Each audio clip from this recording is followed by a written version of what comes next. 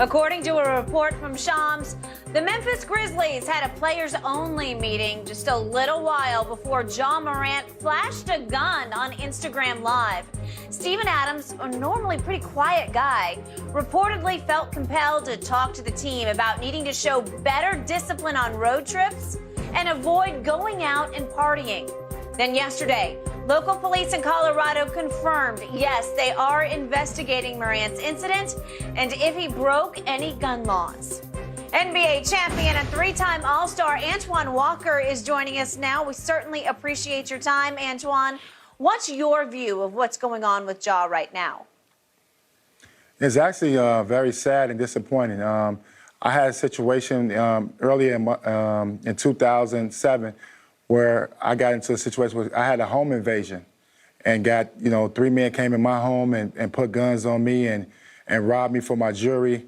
And I wanted to retaliate. I wanted to do things that, obviously when somebody comes in your home, but I decided when they got the police involved and obviously the police caught them, but I had to show up and testify against those guys. And that it's tough because as athletes, you want to be able to go out and do certain things, but you got to watch where you go. And I was one of those guys that thought that I can go anywhere in the city of Chicago and don't need nobody with me. And it turned out to cost me in a situation where I got robbed and put my life in danger. And, my kids would see my kids come in and see me, getting duct tape off me and being all over the news was something that I never wanted to experience again in my life. So I try to make sure that I stay around good people and make right decisions. Antoine, was it the way you carried yourself? Did you flash? Were you outgoing? Did you have your jewelry out? Were you in places and showing a lot of money? Because, a lot of times, look, athletes have a lot of us, we have great lives, make a lot of money. We're able to go places and do things that a lot of people are not able to do. And some people take that if you every time you go to the bar and you get a drink and you pull out a $100 bill and you got a roll of them, or you got your jewelry and you coming out in cars, people like you thumbing your nose at us. Okay, we're going to show you something. Were you that type of person? I don't wear multiple chains or things of that nature, but I did have a really nice watch on, whether it was a Rolex. I did have a diamond chain. And I ran with 5 or 6 guys when I went out. So I had a crew with me that I went out, and we enjoyed the finer things in nightlife. We would get tables and buy bottles. So we would portray that obviously we look like we got a lot of money and we spend a lot of money. But as athletes, you got credit cards. You're paying with credit. You may not have cash on you, but the outside looking in, they think you walking around with $20, $30, $40, and $50,000 on you. So you become a target immediately, especially when you're out in public, especially at nightclubs and things of that nature. So, Antoine, you grew up in the Chicago area, went to Mount Carmel High School with Donovan McNabb.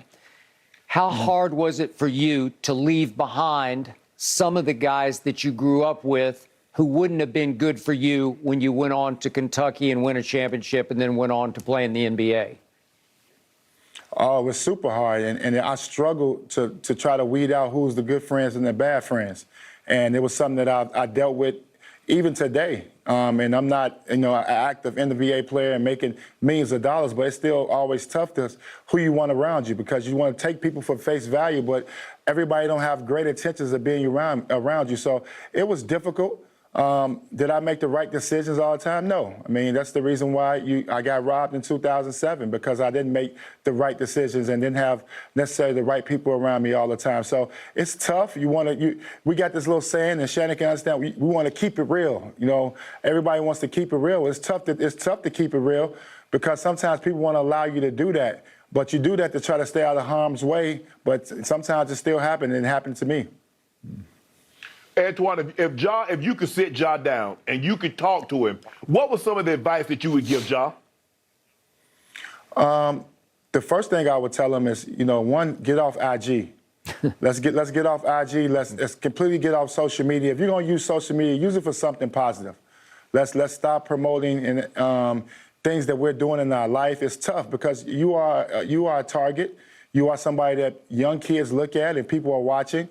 And it's rough out here. And then, one, you may have to figure out every time you decide to go out into public, you got to figure out where you're going. Is it safe for me to go? Am I going to be able to get home safe? And if you gotta take a security guard and 5 or 6, 7 guys with you, it's probably a place that you probably shouldn't go. And that's a tough decision because you want to go out and enjoy yourself, but you're a superstar now, and you have to pick and choose your spots, and that was something that I struggled with. I had a crew, a posse of different people that I hung out with, that I traveled with, and I struggled sometimes picking places that I need to be at. Because I am a neighborhood guy. I grew up in a neighborhood. I was one of those guys that want everybody in the neighborhood to love me and appreciate me. But sometimes the people that don't have those right intentions for you, you got to figure that out. So I think if I'm Ja, you got to tone it down a little bit. You got to really stay off social media. Social media should be for fun, or you're promoting a real brand or a product that you're involved in. But it shouldn't be for your fun and your fun part of your life and what you're doing for fun, because people shouldn't know what you do for entertainment. They should have to guess and wonder what you like to do. So, Antoine, how many of your crew were guys you grew up with in the neighborhood as you got on into college and pro basketball? Oh, I probably ran with Skip. I ran with probably 7, 8 guys. In the summertime, I would say. During the season, no. Yeah. Just 2 or 3 guys. But in the summertime, yeah, I would travel with 7, 8 guys, and we would go to different cities and party and have a great time. So I understand when guys do that because you have this mentality. If you make it, you want your guys and your family to make it. And I wanted them to enjoy the fruits of my labor just like I did. I wanted to show them a good time, show them the world. I don't take that part back. But some of the decisions and some of the situations that I put myself in was not smart, but I was young. But I think that's something that, and I always say this, that the NBA needs to talk to the young players about. There should be somebody in front of them explaining to them of the world that they're about to get into. Yeah. So gut feeling, how do you think this turns out for Ja? I like the fact that Ja's father's down there. I don't know them personally.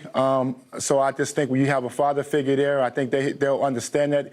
When he understands the serious nature of this, and I would say this to Ja, and I have never met him, but this is something that he should think about, and I'm going to give him my personal experience. Me trying to keep it real I got a home invasion.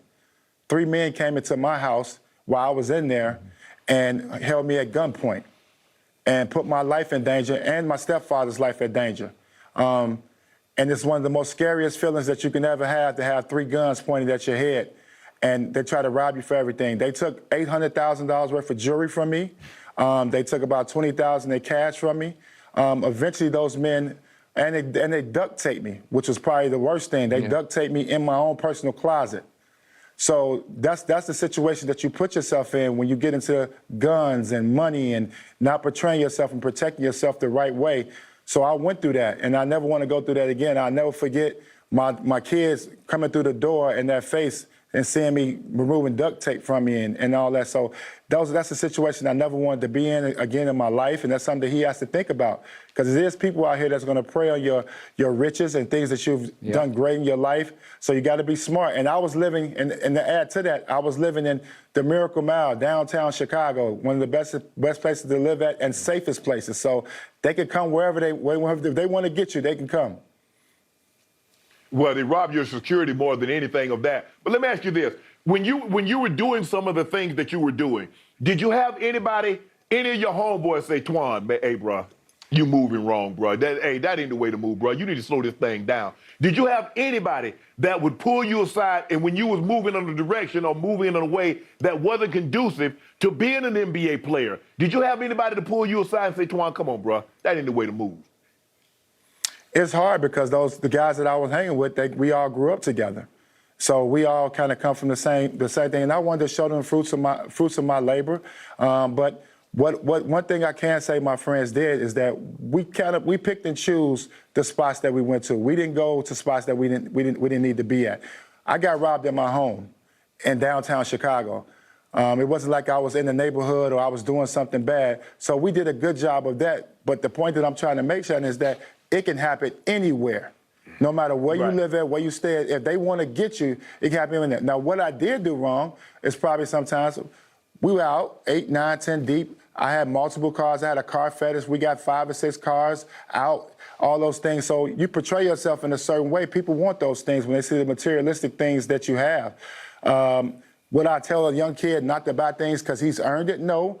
But you have to be smart in the way you do things and make sure that you keep the right people around me. I probably should have had a real licensed security guard around me for the type of stuff and type of materialistic things that I had and money that I had, but I didn't do that. That was something that I learned. Good deal. It's a very powerful story, Antoine. We really appreciate you opening up and sharing it with us this morning, and I hope Ja is listening and heeds your warning. Thank you again for your time. Still to Thank come you. this Thank you morning guys for on having me. Appreciate Undisputed. it. Thank you. Still to come this morning on Undisputed, the Dolphins, will they be finding a new quarterback? Skip and Shannon discuss up next.